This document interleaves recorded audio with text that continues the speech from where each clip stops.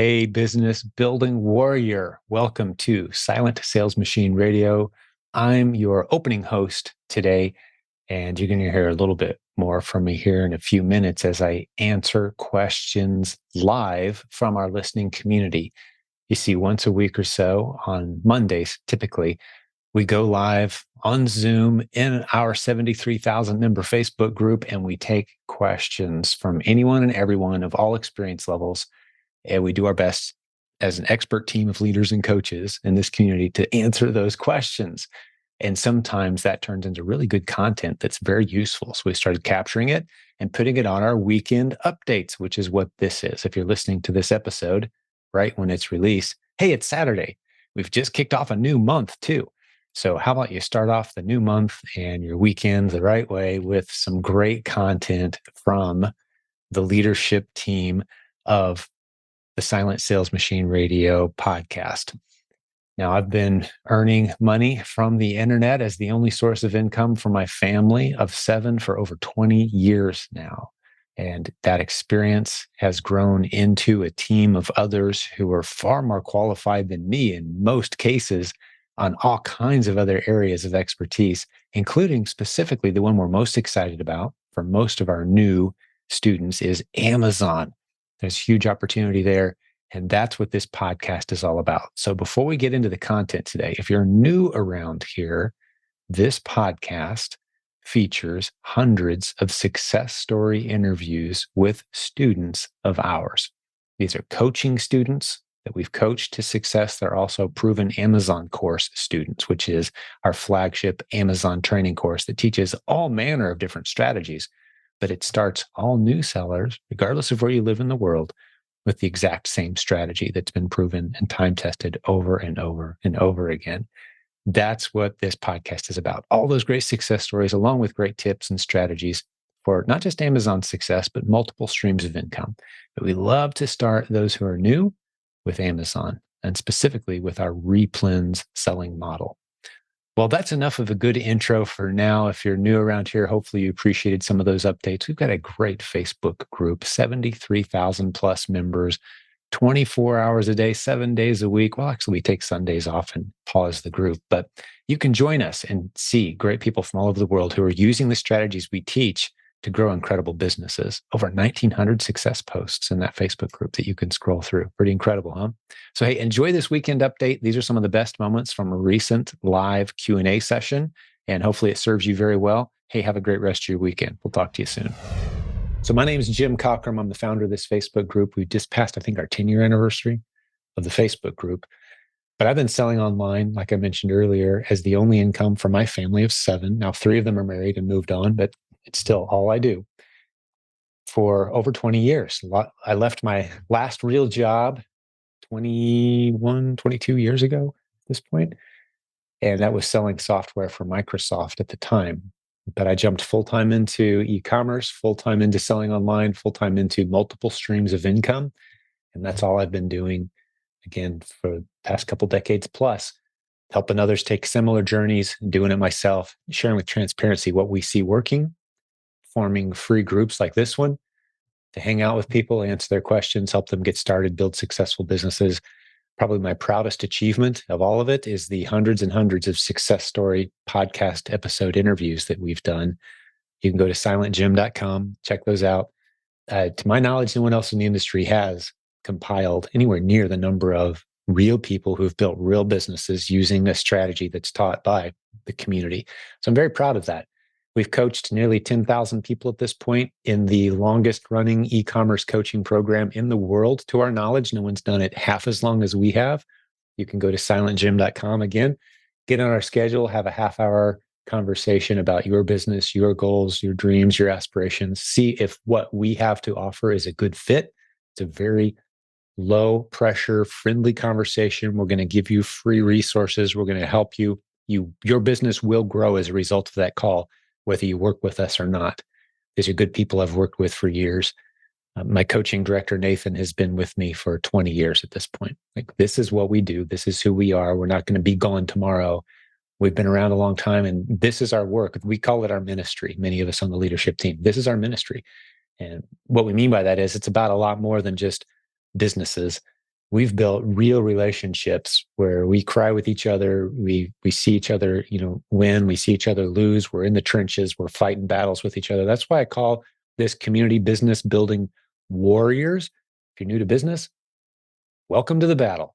If someone's out there telling you it's easy, they're lying to you. They're trying to sell you something. Run.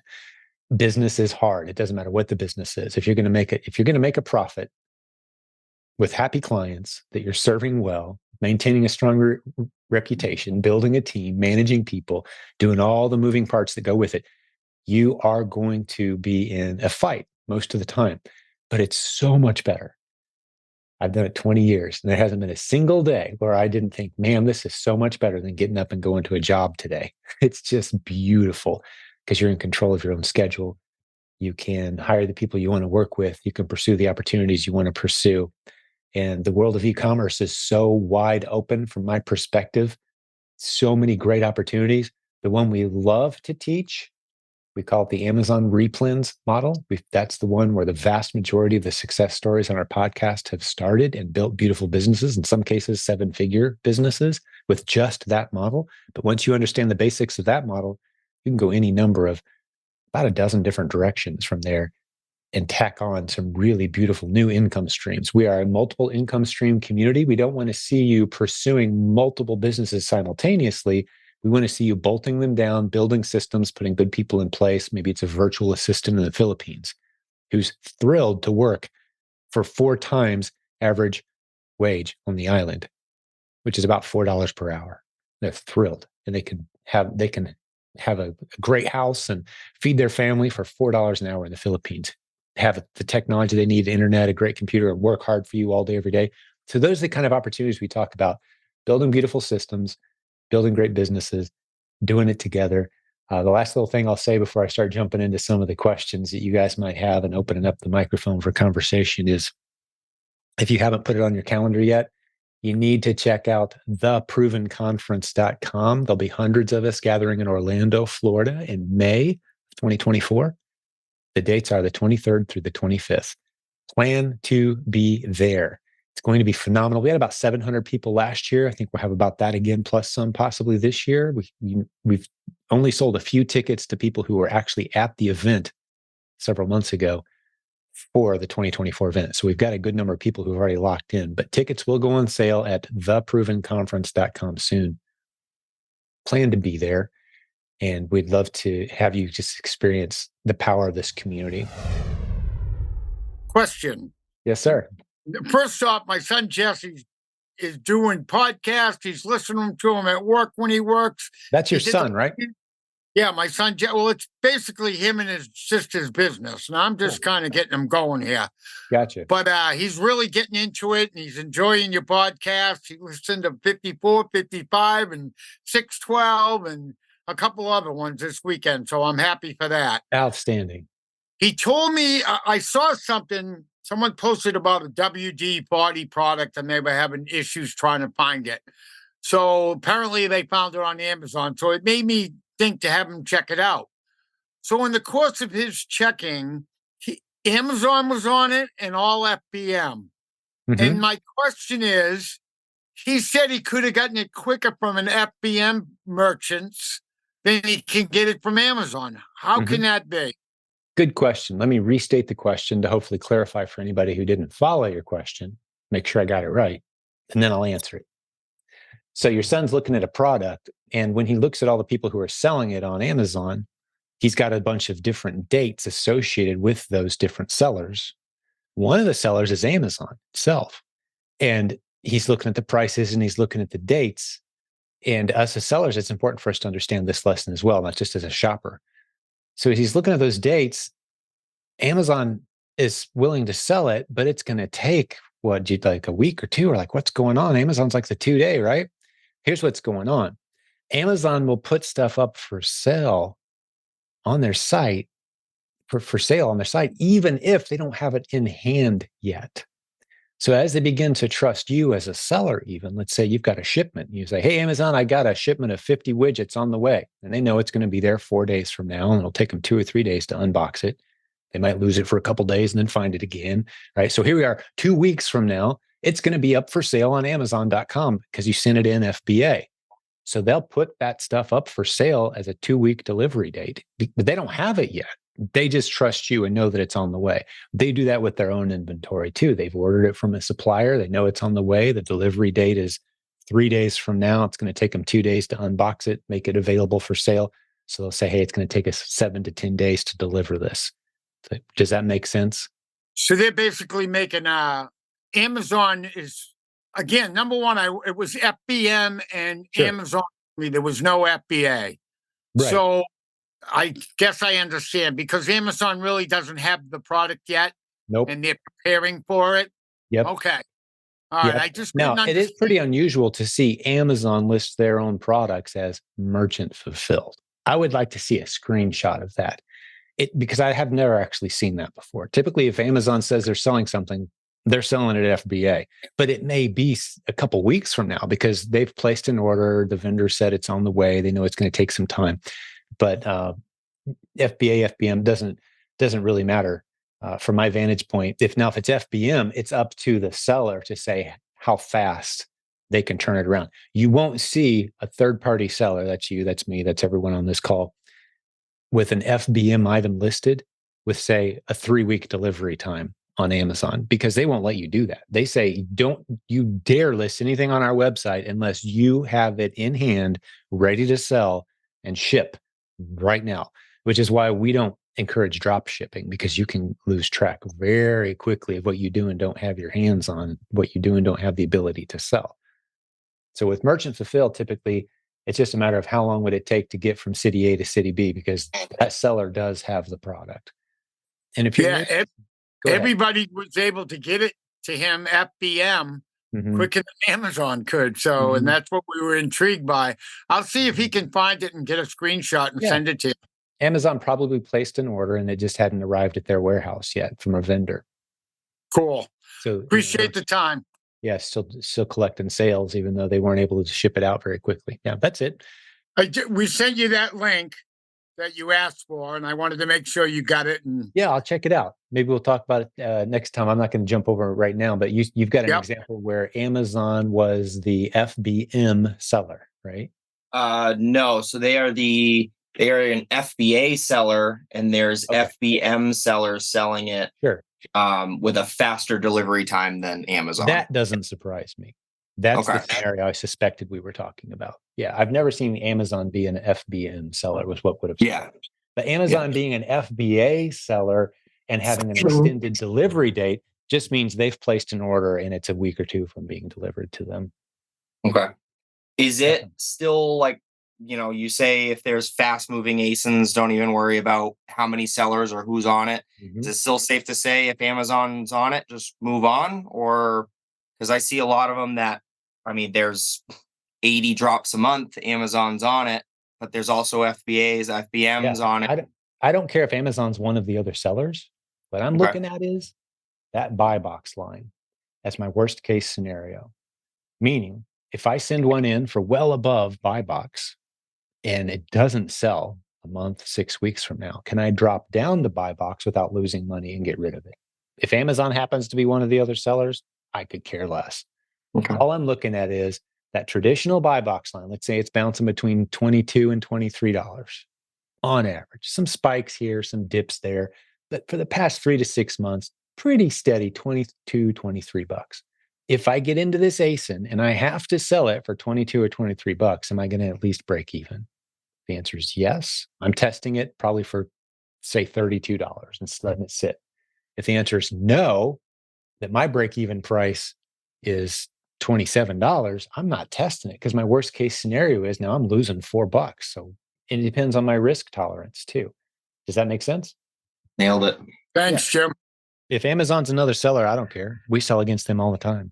They're selling it cheaper than us, and we still make sales because our unit. Go listen to podcast episode 554 if you're scratching your head. Like, why would people pay more money? I've listened to it 3 times in the last 2 days.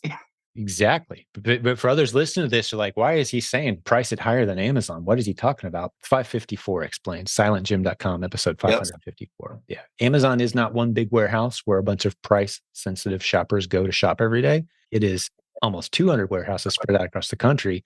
And a good number of the people shopping in some of those warehouses today could care less what the price is because they want it an hour from now. Even Amazon, as good as they are, cannot keep up with that kind of diverse demand for people who want stuff fast. And if you're sitting in one of those warehouses, you could sell stuff for really nice margins. And lots of friendly faces, including a podcast episode I listened to today from Brian and Robin Joy. Oh my goodness, Robin Joy, that episode that you and Brian did, the last few minutes, it was just so endearing today. Just a little personal note from the coaching director on our team, Robin Joy. The two of you talking about after your health struggles. No, I don't want to steal the thunder. You were very transparent about some of the things that Brian saw you through. I got a little emotional listening to that today. That was a great episode. Our listeners will get to hear that probably a couple days from now. I'm thinking Wednesday or maybe Wednesday next week, depending on how the schedule goes. But Robin Joy, good to see you, my friend. Good to see you too, Jim. Thanks for having me. Yeah, of course. Anytime you can pop in, it's always good. And for those who don't know, I mentioned earlier that we've got about 60 coaches that we're working with on our team. These are all people who have built beautiful businesses using the strategies we teach around here. Robin Joy and her husband, Brian, are two coaching team leaders. So they've got a team of coaches. There's a handful of coaching teams, and they manage one of those teams. And they also do about a podcast episode a week as time allows. And we publish that on silentjimdotcom, and they've done a good number. I love the Coach's Corner because they're in the trenches, right? Sometimes I'm kind of perceived as the guy that knows what's going on around here. I know a lot about a lot of things, but when it comes to actually working one-on-one with students, I'm not that guy anymore. We've got a great team that does it. I work with the coaches. I work with the coaching team leaders. But Brian and Robin Joy are getting the on the street questions from coaching students. And so once a week on their podcast episodes, they kind of come in and say, hey, here's what we're hearing. Here's what students are struggling with. Here's what's working well. So we always love those episodes. But anything else on your mind today, Robin Joy? What are you guys up to? Any announcements or news? We could talk about Kickstart because there's a lot of new faces here today. And I think some people would appreciate hearing what that's all about. But what else is going on? Talking about Kickstart, the Kickstart Bootcamp. Sure. If you are brand new and you've never sent anything in to Amazon's FBA program before, and you'd like to kind of take a course to get through that process one time, just to learn about the mechanics of it and what's kind of allowed and not allowed in that first shipment, how to pack it up and ship it and get it up for sale. That's what we do in the Kickstart Bootcamp. It's a 4-week program. And it's very inexpensive. It's only for Proven Amazon course members. And if you join that group, then you'll have 4 weeks with usually me. Sometimes another coach fills in if I'm not available, but usually me. And we have 4 live Q&A sessions during that 4 weeks as well. We've gotten a lot of good feedback. People are really getting a lot out of it. So I'm glad that we're doing that and developing it more and more based on feedback from you guys. And I know a lot of people I see here have taken that course, and we're always adjusting and trying to make it better for you. Yeah, it's a great class. New Proven Amazon course students are welcome. And the link we have set up for information on it is silentjim.com/kickstart. Go check it out. See if it looks like something you want to do for just a few dollars. Get you through those first few struggles that you're bound to encounter as a new seller. We love offering that as an opportunity to new Proven Amazon course students specifically. So yeah, Robin Joy's done a great job with that. We've done, I don't know, at this point, 25, 30, maybe more. I lose track of time. And just great feedback from the students who continue to go through that. And a handful of them are here, I recognize as well. So if any of you guys want to talk about your experience with that, that would be great. I just want to say one thing. So to anyone out there who's listening, I'm 8 months in on this, and I consider myself like the tortoise in the tortoise hare race. Not that it's a race, but like I am totally comfortable being the tortoise, at least for the first year, because I'm considering this whole first year as a huge learning curve and making mistakes and figuring out what works, what doesn't. And so, for instance, this past week, I don't have a repricer. I don't have Be Cool. I don't have anything really like that. So manually, I'm going through my inventory, especially when I get a notification through email that, hey, something is about to expire. We're going to send it back to you or whatever it might be. So I'm kind of going through my inventory and saying, you know what? I really need to, get a repricer, first of all, I guess. But secondly, pay more attention to the inventory because especially if it's food based, where there are expiration dates, and you kind of forget about them, because certain things sell. Some of them are seasonal, kind of. Some of them just whatever. But definitely, so I unloaded without taking a loss, or maybe a 2% loss, or break even, or a small profit. I'm just unloading a bunch of inventory that I don't think I want to sell anymore. There are certain things I don't want to sell anymore and mess with because, like, for instance, some food items can be very breakable when you get them delivered. If they're like a thin cookie kind of package kind of stuff, right?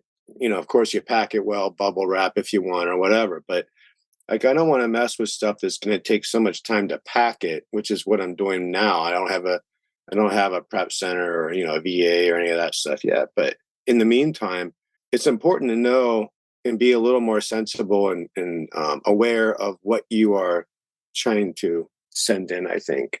And that's just, I don't know what anyone thinks about that, but just being a little bit smarter about the things you can sell that are not going to cause you any headaches. Absolutely. It's not a completely predictable path that I see new sellers walk, but there's a pattern here. Most new sellers come in and the first thoughts they have are, "Oh, I'm gated for everything. I'm finding good stuff, but I'm gated for everything. I finally understand the system." And then it's finally I'm in grocery. And then the reality of grocery settles in. It's like, "Oh man, all those expiration dates. I don't know if I want to mess with that anymore." And they drift into other categories, higher prices. They stop selling anything for less than 15, $20. And it's all like, man, I want to source stuff that costs me 15, $20 and sell it for 40 to 60. They've got confidence now. And I want stuff that doesn't break when it's shipped. And you learn these little lessons as you grow. There's money in every category. I know people that do really, really well with cookies. Like, okay, but you're going to deal with, you're going to deal with the people who complain that whatever the cookies were broken when they arrived, or shoes. They just love shoes. Well, the return rate's 15%. So your question might be, well, Jim, what's the perfect category? The perfect strategy is inch deep, mile wide. Continue doing what's working well. Stop doing what isn't working. Don't over risk in any one area. Unnecessarily risk. Don't, the podcast episode that's coming out Wednesday from Brian and Robin Joy, they emphasize this point beautifully. They said it's starting to really resonate with them while we've been talking about this inch deep, mile wide, as opposed to this inch wide, mile deep. Everybody would love to have that one magic product that they sell thousands of every day and there's no competition. Wouldn't we all like that?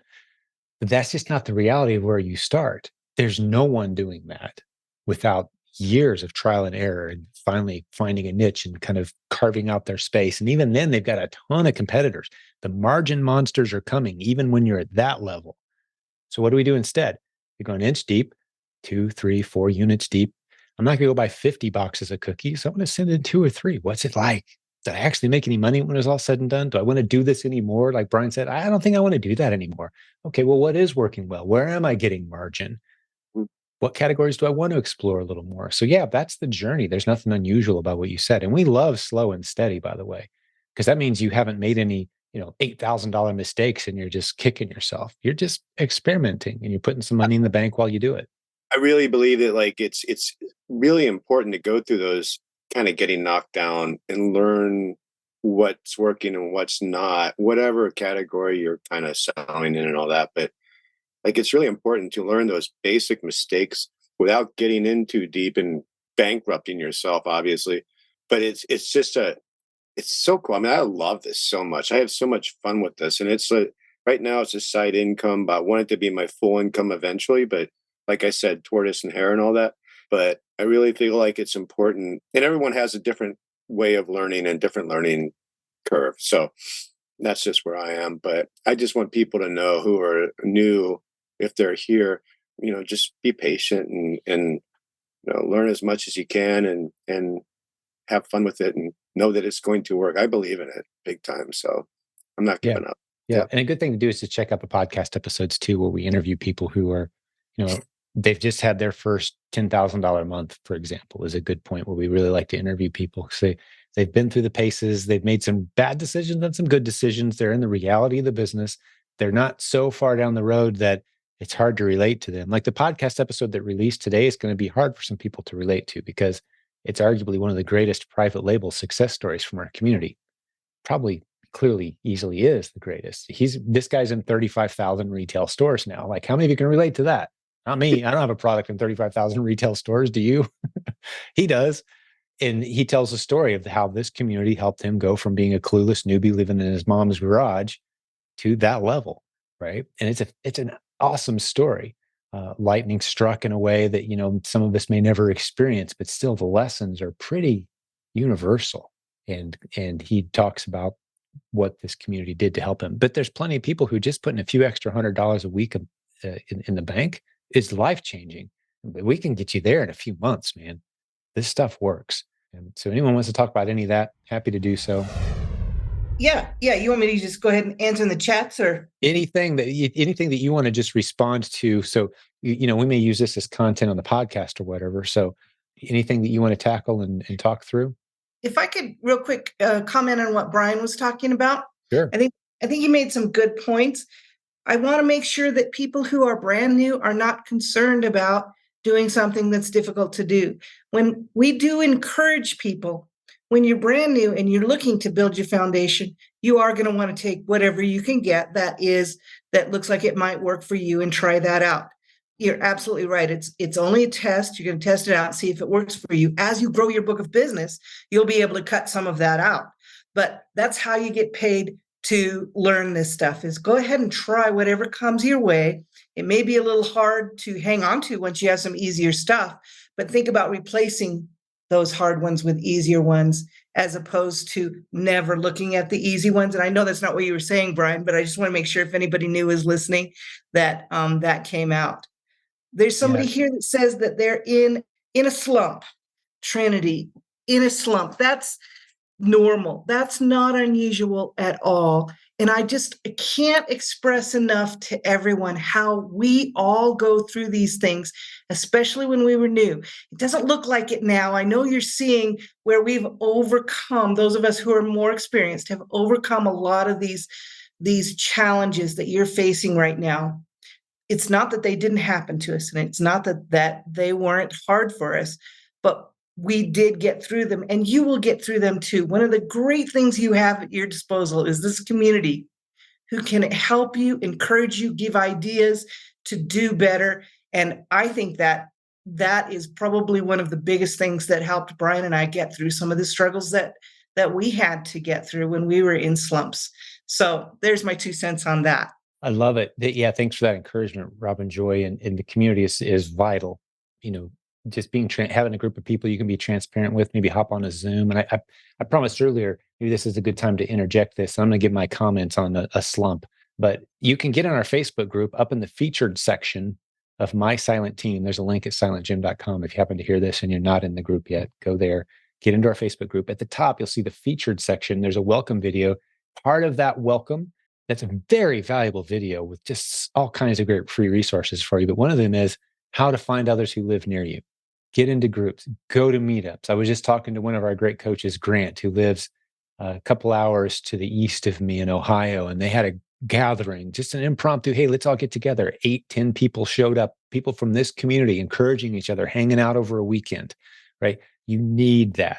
So that's the encouragement piece. On the practical side, what do I do when I'm in a slump? Well, one of the first questions I have is, what do the ASINs look like that you're selling? Let's take a look at them. Where are you priced with those ASINs? How much inventory have you sent in? Is the slump because you took a 2-week vacation and didn't send anything in for 3.5 weeks, and that was 6 weeks ago, and now you're feeling it? Or is the slump for something else? Because I'll tell you what the slump isn't. The slump isn't people aren't shopping on Amazon. That's not the slump. We're entering Q4, especially right now, and year round. Once you're making educated bets or guesses on the inventory that you're testing, test-worthy ASINs, you hear us say all the time around here, helping fill that underserved shelf space at Amazon. If you're doing that enough, you're going to get sales. It may surprise you any given day what sells, but we're on hundreds and hundreds of different ASINs. And I don't care which one of them sells today. I just know that they all sell a few times a month. And as they do, I send more in. So if you're in a slump, how many ASINs are you selling against? What do those ASINs look like on Keepa? What strategy are you using to determine if those are test-worthy ASINs or not? Are you being strategic and methodical in your selection of inventory? Because if not, I would fully expect a slump, right? I mean, it's easy to have a slump. Just go buy a bunch of stuff that people don't want and price it too high. Any of us can have a slump. So if it's stuff that you've done right, it's going to sell. And if it doesn't, your worst case scenario, you drop your price to buy box and you get rid of it and you break even because you did your homework. That's part of having a test-worthy ASIN. So that's the coach in me coming in with hopefully a practical tip or two for that question. Keep sending in shipments, keep finding new ASINs, knowing that at any given time, worst case scenario, you drop your price, you get rid of some of your inventory at break even, and you've got your capital back. That's the game. All right, good questions. We've got a question. I think I might have a conversation here before I dive into, just because keep respecting the order that these are popping in. A couple of the questions I saw a little more complex in nature, talking about selling against generic brands. So I see your question, Amelia, and I'll jump on that as best I can. But let me have a conversation first with some folks who've raised their hands, and then maybe jump into that. Good evening. Hello, Robin. Hello. This is actually, I have a very quick, hopefully practical question. Either one of you could probably answer it. But before I did that, I loved what Brian was talking about. But I just want to say, I just started this like 4.5 months ago. I'd really think that if I can do it, anybody can. And I mean that because I ain't doing it. I'm making a mess, but I'm still making some profit, because I've been following the profit first principles. And so I just basically been putting a little bit. So there's some profit, putting the taxes over, and then the rest of it, just throwing it back in there. And I certainly have, sold some things for a loss, but what I was thinking about is that I've been able to get rid of everything. So, I mean, that's kind of if you think, hey, you're not going to sell everything that you try to sell, but everything that, just from the basic principles that you guys have been teaching, you will sell it if you stick with basically the Keepa, concepts and principles. One of the things I'm getting more disciplined about is I can go back now and look at like something that didn't sell the way I thought it would. And I'll look at it and I'll go, well, my break even wasn't the low point, on the buy box, now I can see it. I'm like, oh, wow, that was a simple mistake, and I can see those things now, just the basic, I'm more disciplined now to ask myself, okay, where's the lowest buy box? Is that my break even? No. Okay, get out of here. Next, before I'd say, I'm going to try it anyway, which is kind of okay because it is a good idea to get the reps in, so I have taken some risks and it's good to get the reps in. And I want to say, since I took Robin Joy's boot camp, who taught me how to do send in one, which I was scared to death about. It took me, an entire weekend to send one thing, to list it, to walk through the steps. I was so freaked out, and now I've done that 703 times. I've sold 703 units That's awesome. since that boot camp, 4 months ago. So, and it doesn't have to be a lot of money. One of my best replens, which is, I just keep stocking it, cost me, I think, $2, and it's selling for, the average is about $11.20, I think. And it just keeps going over and over. It gets the buy box and just sits in there. And, and I'm like, wow, it's cost me $2, to just keep sending that in.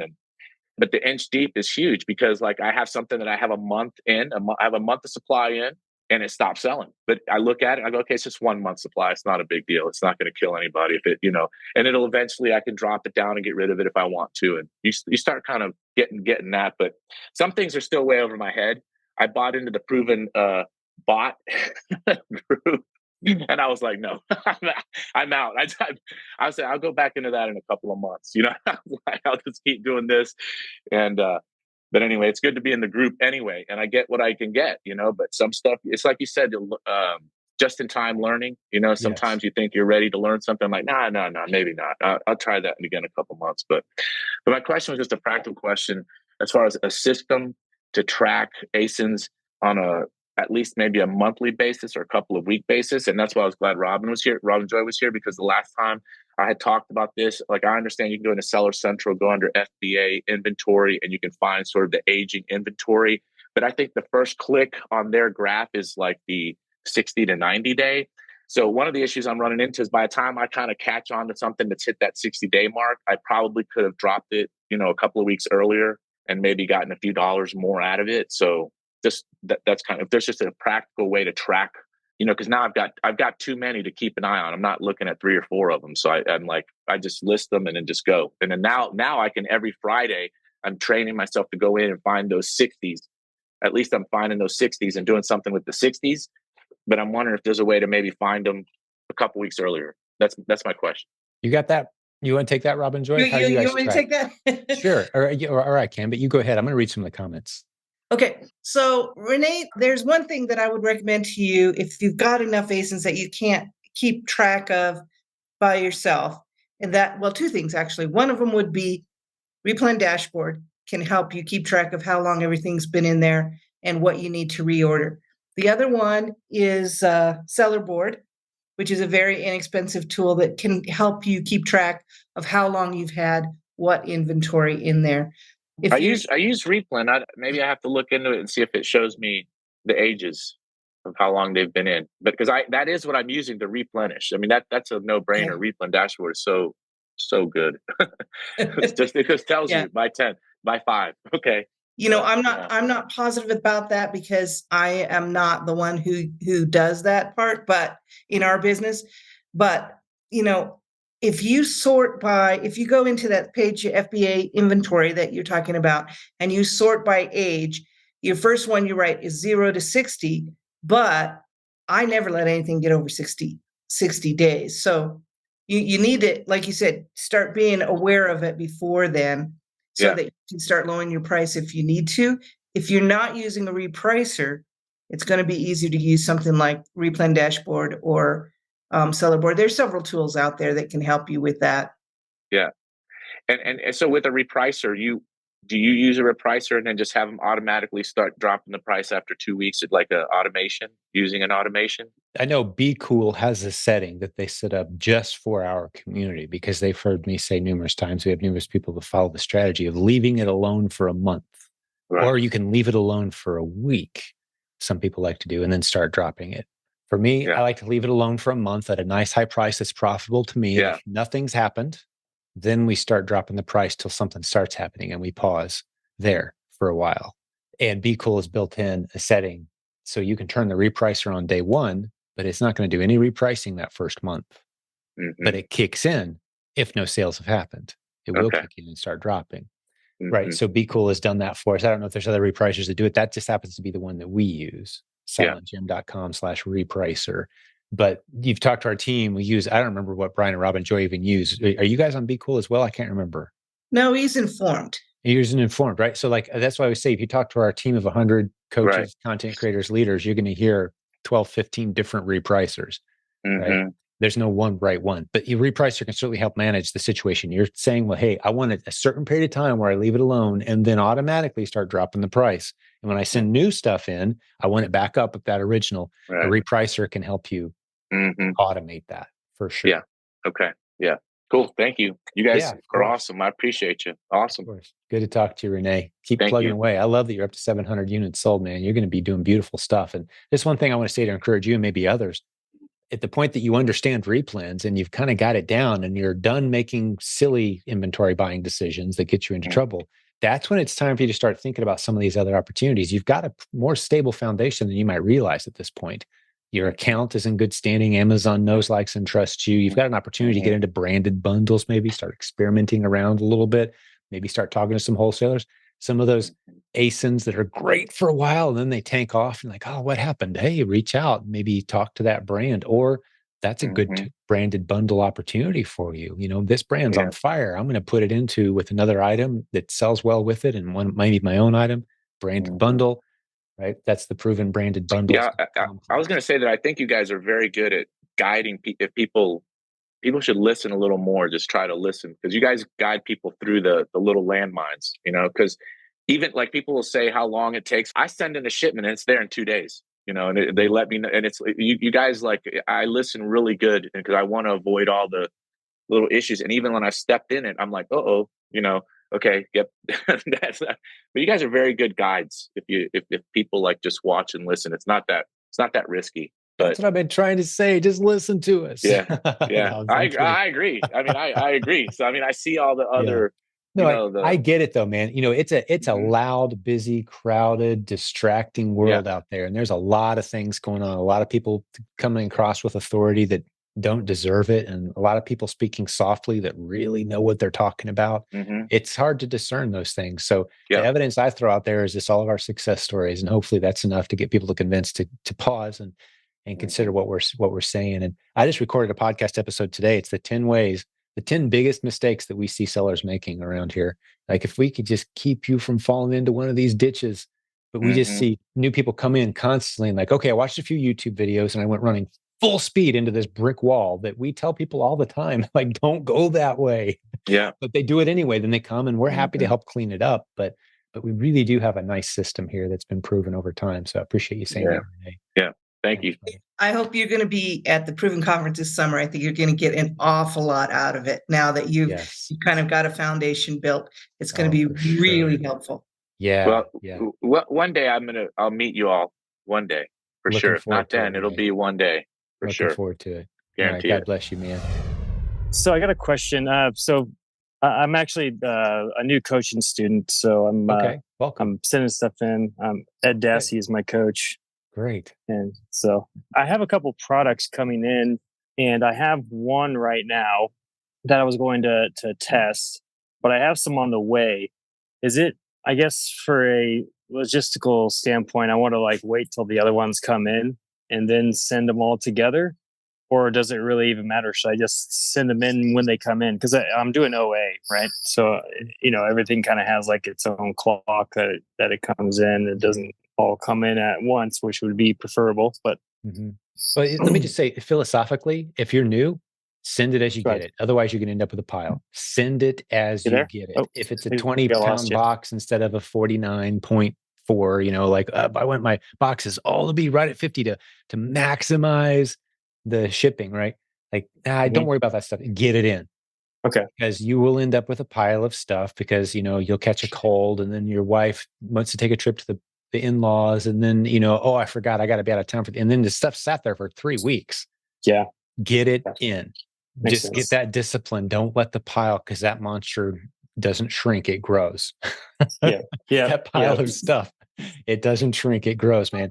Get it out of your house and sell it. Yeah. Don't wait. Okay. And I guess another point to make also is I also fell prey to the whole generic listing debacle that's been going on. So it's definitely even little guys like me are making those mistakes, and I seem to have made all of them so far. So, but Well, I got really wild kids. Is your account currently suspended for the? No, I never actually sent it in. I actually still have the product in. I have the product in my house, ready to send, but Gotcha. I didn't send it because I was like, okay, so I got the notification right as soon as I tried to sell it. Okay, yeah, and that'll be a nice trail in for me to talk to. Was it? I think it was Amelia had a question about generics, so I'll talk about that here in a moment as well. But yeah, don't sell against listings that have the brand listed as generic. There's a few never do's for new sellers. One of them is never set up a new listing on Amazon. Never. If you're new, never set up a new listing. Don't do it. Another one, never sell on a ASIN that has the brand improperly represented. Either the brand field is blank or the brand is supposed to be Nabisco, but they spelled it wrong to try to set up a listing that no one else could sell against. And they left the O off the end of Nabisco or whatever, right? You don't do it. It may look like a great ASIN on Keepa. Don't do it. Check the brand, right? Another one is if there's no brand at all represented, you don't want to jump on that one. Or if it says generic, then it's obviously a branded product, but somebody set it up as a generic brand. So these are the things we learn when you got a coach, when you go through training, when you pay attention to the details. But if you just kind of run full speed ahead and just try to sell a bunch of stuff, you can get yourself into a little bit of trouble sometimes. But I think it's all going to be very navigatable. We've got 25 people currently in our community, thousands of sellers in our community. 25 of them right now are currently suspended pending reinstatement over having a good handful of generic listings or a handful of they struggled with. So we're working through that right now, and I'm fully confident it's going to resolve favorably for all of them based on what I've seen, but it's still pending right now as of this recording. All right. So, Mandy, you guys are being very patient. I appreciate that. But I think I'm going to jump over and try to hit Amelia's question. And then we will jump in and see what you guys have in mind to talk. Amelia's question is, she knows we shouldn't be selling against products listed as generic, right? But for example, there are many, she mentions Arm & Hammer products that have a crazy code listed as the manufacturer, or the name that says Church & Dwight is the manufacturer, which is the actual name of the company. Is there a place to look on Amazon that collects correct names to use for legitimate listings? Right. Okay. So what I would do if I see anything weird in the brand field, this is what we do. This is what my team does. We look at other products from that brand and see, is this just a weird one-off? Because this looks weird. I'm seeing CHUW7 as the distributor or as the brand or someone's, some weird name. Like, I'm going to look at the other listings by that company. And if they all have that there, including the ones that have been around a long time selling well, I'm going to feel a whole lot better that, okay, that must just be the brand. That must be legit. As far as you said distributor, I might need a little clarification for that because I don't often pay attention to who the distributor is on an Amazon ASIN. I don't remember ever looking for a distributor or trying to make sure that's accurately represented that I know of. I didn't even know that was a factor here. The brand, however, a really big deal. Who's distributing it? I don't know that as long as the brand thinks it's a legitimate distributor, then you're good to go. So in other words, sometimes people will say, "Hey, I bought some product from company XYZ, and now I'm a little nervous that I might have bought from someone who's not legitimate. How do I know?" There's a very simple way to know. When in doubt, call the brand, get on the brand's website and say, "Hey, is company XYZ a legitimate distributor or retailer for your products?" And if they say, "Nope, never heard of them," you don't want to be buying from them. This is why I say with 100% certainty, 100% of the time, with thousands of students served in our community as students, our coaching program, and as a proven Amazon course, I'm aware of 0 rejected receipts or invoices from legitimate sources. I made a long post about this, and you can dig in. Sometimes it has to be resubmitted. Sometimes you get a bad rep who doesn't understand Amazon's own policies, and you have to escalate it up to someone who does understand. But quite often, when you hear about rejected receipts and invoices, it's because people bought products from unauthorized distributors or sources, such as, it could be Bob's barn, bin, and you dug it up and he gave me an invoice, so it's legit, right? No, the brand that you bought would not say that Bob's bin barn is a legitimate distributor for their product. You're rolling the dice. You have no idea what the history, who handled that product before it ended up in that return bin. It could have been shelf pulled because it was all counterfeits. Who knows, right? So you have to be super safe about where you're sourcing. If you're shopping from Walmart and going into a retail store, 100% safe 100% of the time. All the national brands, all the big retailer chains, their websites, and hundreds of thousands of other websites are authorized. But there's a lot of them that look like they're legit that aren't. And one big red flag is if you're buying from somebody that gathers a bunch of good deals together for Amazon sellers and then sends them in for you, massive red flag. We're seeing all kinds of trouble with that right now because the brand does not recognize them as a legitimate distributor of their products. It's all about kind of avoiding some of the pitfalls as much as it is pursuing the opportunities. And so happy to talk that through. Hopefully that's answered the part 1 of your question, at least, Amelia. And then I saw part 2, you're confused about IP complaints. It says, does a history of IP complaints on a certain brand mean I'm going to stay away from it, that brand? For me, generally, yeah, there's so many brands out there that you just don't have to worry about. And it's not so much brands, it's ASINs. I look at an individual ASIN. And when we're evaluating, am I going to sell against this listing or not? One of the things we're looking at is the history on Keepa of that ASIN. Is it dropping down to just one seller? Are you seeing that skateboard ramp of death where it just drops to 0 constantly? And they're like coming in, and now there's nothing illegal or even against Amazon's policy selling against those ASINs. But what those brands are doing is making life as miserable as possible within the law on those sellers. So I don't want to deal with that. I don't want their lawyer sending letters to my lawyer. Okay, brand, I get it. You want to sell your own brand on Amazon. You don't want any resellers in the picture. Okay, I'll step away. Nothing illegal or against Amazon's policy selling on that brand, but you're going to get complaints and you're going to have to deal with those complaints. And they're going to accuse you of selling counterfeit product. And you have to prove that you got it from a legitimate source. And it's just going to be a constant tug of war. Like, oh, that's fine. Grumpy brand .com, sell your own stuff. I'm cool with that. No problem. I'm going to go sell on some of the brands, some of the ASINs that don't care that there's resellers there. So a history of IP complaints, although it's impossible to know if there's been a history of IP complaints. To my knowledge, there's no way to know. You can have these tools that say, hey, here's the brands you should avoid. Well, I love looking at those tools because that's all the brands I'm going to go sell against. They're scaring everybody away from really good brands that have great ASINs, but one person got a complaint one time, for example, and it had nothing to do with the brand being upset. It was they were selling on a bad generic ASIN or something, and it got shut down. And that's what generated the complaint.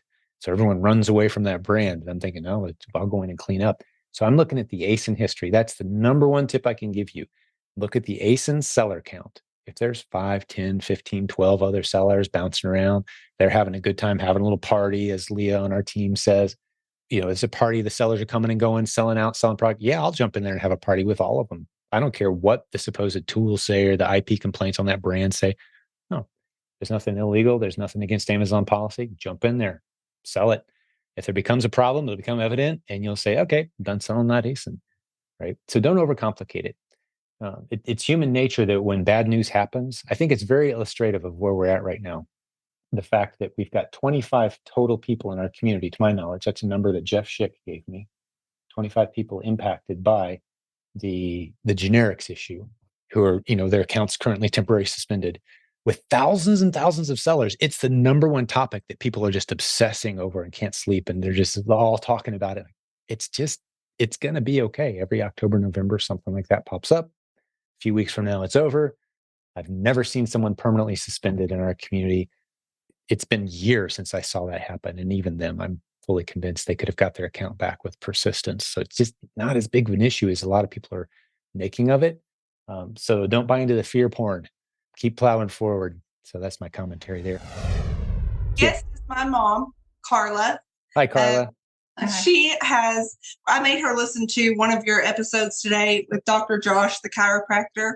Oh, yeah. Good episode. Her and my dad have been in business for 20 years in manufacturing. They have an injection molding company. Cool. And Okay. they manufacture plastic parts, and they very much have themselves a job they are married to. But so whenever I told her what I was looking at, she's like, well, I want to know what you're doing. I'm like, okay, well, come along. So I landed here probably a little bit differently than most people, because I wasn't looking to sell things on Amazon, to buy and sell things on Amazon. My husband and I purchased a farm and garden supply store, a brick and mortar store, about a year ago. Okay. And we've done fairly well with that. But there is some dead inventory in that store. And if I could move it, then it would just be more money for us. Yeah. So he said, okay, go ahead and move it. Whatever you want to do. It's just sitting there. So Okay. I jumped into starting to sell on Amazon, Right. not having a clue that there's a whole nother world of people who are just, I had no idea what I was getting into. So I started as an FBM seller. I have not shipped anything to Amazon yet, but I didn't come across you first. I found you because I was looking for guidance, and I found you in the Dave Ramsey Baby Steps community. Oh, cool. And okay. yeah. And then I was like, oh, he wrote a book and Dave Ramsey endorsed his book. He must be legit. So I kind of decided to just, take the course, and I've started. But like you were saying earlier, there's a lot of people that have a lot of loud voices, and I don't know who to listen to. There's so much information. And so I know Keepa. Keepa keeps coming up. Everybody says Keepa. So I know Keepa. But then I was looking at Inventory Lab and Seller Board. Those two seem to do this similar things. But kind of, but you don't need them yet. We're going to keep it simple. Yeah, either one of them. Not if you're new, not day one, certainly. Okay. That's what this would be answered going through the courses. And I am going through the courses. I just haven't got there yet. And I'm signed up for the Kickstart that starts November 20th. That'll be hugely helpful. Yeah, I was going to recommend you get into Kickstart. silentjim.com/Kickstart. Yeah, I'm there. I'm there November 20th. But that was my question. Just what software do you start with? Yeah. Okay. That's a good question. And you got it. Keepa, that's it. if you're signed up for a pro seller account, which costs you 30 plus some dollars a month on Yes. Amazon, and you've got Keepa, that's all you're going to need initially to help Okay. you decide what of that inventory that you have your hands on now can you sell on Amazon, which of it's worth even trying to sell, and how do I find more profitable inventory? We have sellers in our community who've built 7-figure businesses using only the Proven Amazon course training and Keepa. No other tools, no other software, nothing crazy going on besides just the basic stuff we teach and that basic information. The tools that you mentioned, those help speed up the process. Those help automate things. Instead of spending 4 hours a day repricing and reordering or, packing, you can start to cut into the time that it takes to do those things. You don't start automating though until you have a reason to start saving yourself some time and money with a system that's producing profits, right? Okay. That's where we wade in slow. We Okay. wade in nice and slow. We don't want Okay. you out there, thinking, well, these are things I'm going to need a year from now, so I got to go buy them. No, Yeah. you're Well, going to, one we call video it that just-in-time education. We're going to teach you what you need as you need it. Well, one of them that I had listened to, some person that he said, I don't even know how to do FBA shipments if I don't have inventory lab. I thought, well, then I can't go with seller amp. I have to have, or not seller amp, seller board. I have to have inventory lab. And then I thought, well, that's not right because there's all this software. I'm like, I don't know. Nope, you don't need any of that. At the point where you'd like it to take 20 minutes instead of 40 minutes to send in a shipment, you can start using some of these tools. But early on, don't think about automating and scaling. Think about learning the basics. Okay. Right? Perfect. I don't want you running out because you can easily, most people jump on YouTube, type in, I want to start a business. Oh, Amazon, that looks interesting. How do I do this? So I'll start with a $5,000 course, and then here's a $400 a month software, and then here's a 9-month process. And they figure out all they've done is spend tens of thousands of dollars and fill their garage with inventory they can't sell. 95% of the people who go down that road end up completely losing money, never making a dime. Mhm. So we say quite the opposite. We're going to start you off a few $100 is all you need. If you say, do I need this tool, that website, that service, no, you don't need it. Don't need it. Do whatever you want to throw at me. You don't need it. You need Keepa. You need Proven Amazon course. Okay. And then Perfect. you decide, do you want to coach? That's, are you positioned for it? Do you have the margin in your life? Do you have are you ready to go quickly? Do you have the relational margin, the emotional margin, the financial, the time margin to make sense having a coach? If not, take your time, go nice and slow, and let's ramp you up and just don't make any bad mistakes along the way. Listen to the training. If you're in Kickstart, that's going to be a huge help. Keep listening to the podcast. So that's our advice. But it sounds like you're sitting on something pretty special for sure. Yeah. You guys have an entrepreneurial spirit in the family. That's a huge advantage. Mm-hmm. Yeah. Yeah. Yeah. So anyways, we're excited. We're excited to get started. So Welcome. I don't know that a lot of the inventory that I'm finding, we live in the smallest small town that you can, the town that the store sits in may have 1,000 people. Gotcha. Hey, keep talking. I got to plug in my laptop before it dies. If it goes away, that's why. I was just going to say the town that the store is in may have 1,000 people. So the inventory that's dead in there may not be dead on Amazon, but it's hard to know. But if we could get it in front of a bigger audience, maybe some of it would move. But it's definitely dead inventory where it sits. Yes, and you'll be able to know with Keepa very quickly what I should put. If it's even worth your time. You're not going to set up any new listings. Never, never, never. Like, oh, this isn't even sold on Amazon. I bet it would sell well. No. Yes. New. Don't do it. Okay. Don't do it. Even though Amazon makes it fairly easy for you to do, you'll find yourself in just such a mess. Don't do it. But you'll find other listings that are like, wow, this is selling really well. And wow. Hey, Jim, real quick question. I think Yes, eBay. Sorry, I had eBay on the brain. Amazon keeps asking me to match competitive pricing. So I've priced above the buy box, and I think they're hey, come our price and we'll sell it quicker. So can we just ignore those and just kind of move on with our strategy and not even worry about it? Yep. Ignore it. If they force you to or try to turn off the ASIN or, like, hey, we're suspending you on this ASIN until you drop it below a certain acceptable price, then you can move off of that ASIN, right? Just move away from it. Is there any worry that if there's no buy box and everybody's high price that they wouldn't turn it off, or they're just going to say, okay, we'll just keep the buy box off, and they're still selling? Like there's still 30 to 40 drops. No, it's kind of comical to me. I mean, just today we sold a Walmart item. It's in every Walmart in the United States.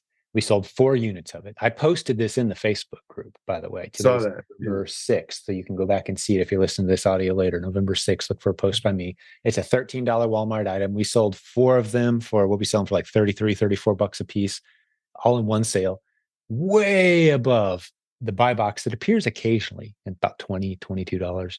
But it's a suppressed listing, meaning Amazon does not show the price to the customer. The customer has to click a little button that's hidden in the upper right-hand corner that's like, show me my pricing options. Because in Amazon, in its infinite wisdom, thinks sometimes the free market doesn't get it right when pricing inventory. So they choose to hide the prices from everyone. You got to click a button to see the prices.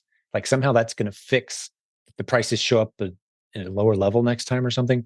But the free market does what the free market does. Supply and demand is supply and demand. So this thing is, and the beautiful thing about this particular example is I think there's like 18 or 20 sellers, and there's only 2 or 3 of them that are higher priced than us. And we sold 4 units today in one order at great margins on this ASIN and suppressed buy box.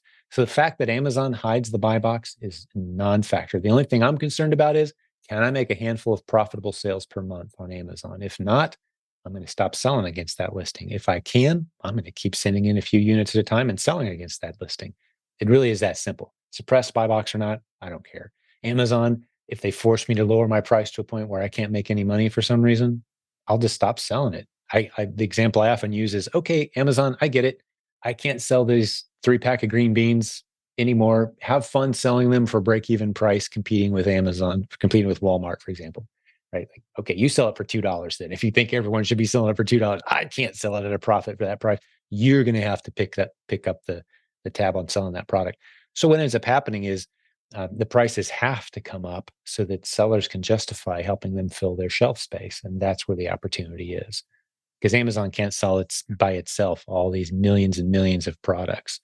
Actually, I was at Amazon Accelerate in Seattle here just been about a month or so ago with Nathan Bailey and 2,500 other Amazon sellers. And Amazon announced from stage that the reseller and the sellers, third-party sellers, that's us, people selling their own product or resellers like us, we represent 60% of all products sold on Amazon any given day. 40% is Amazon filling the shelves as best they can, making deals with the fastest moving products. Like, they're getting all the hot video games right now, PlayStations or whatever, the new cool toys. Amazon's ordering them by the truckloads, right? That's 40% of the sales on Amazon. The other 60% is us filling the shelves, the boring stuff. But there's just so much opportunity there. Again, it's half of all transactions on the internet any given day in the US. Just a lot of opportunity. So thousands of dollars a day of my business are those boring Replen products that sell well year round. Stuff we can source at Walmart. Stuff sometimes it has a buy box, sometimes it doesn't. Sometimes we're winning as one of the best prices. Most often we're not because I price my stuff high. Hopefully that helps. Awesome. I appreciate it. Thanks, Good. Jim. All right, Chris. Good stuff, man. Let me just give a quick shout out to our tremendous coaching team. I've never been more proud of what's been built by this incredible team. If you want to work one-on-one with someone who knows this business inside and out, has built a beautiful business, get on our schedule, have a conversation, silentjimdotcom/book a call. Grab a slot. If you've never talked to us, if nothing else, just come meet, see we're real people who care. Have a conversation. Start the conversation with, there's no way I'm going to buy coaching today. I just kind of want to get to know who you guys are a little bit more. Great. Good to meet you. No pressure. We have people that we've talked to a handful of times. We're here. We care. We love working with this community. Give us a shout, and hope to see you guys all in May. Circle it on your calendar if you haven't yet. It's going to be a great event. I'm so excited how it's coming together. My favorite living author is our keynote speaker. I'll leave it at that. You can go check out theprovenconference.com and see what I'm talking about there.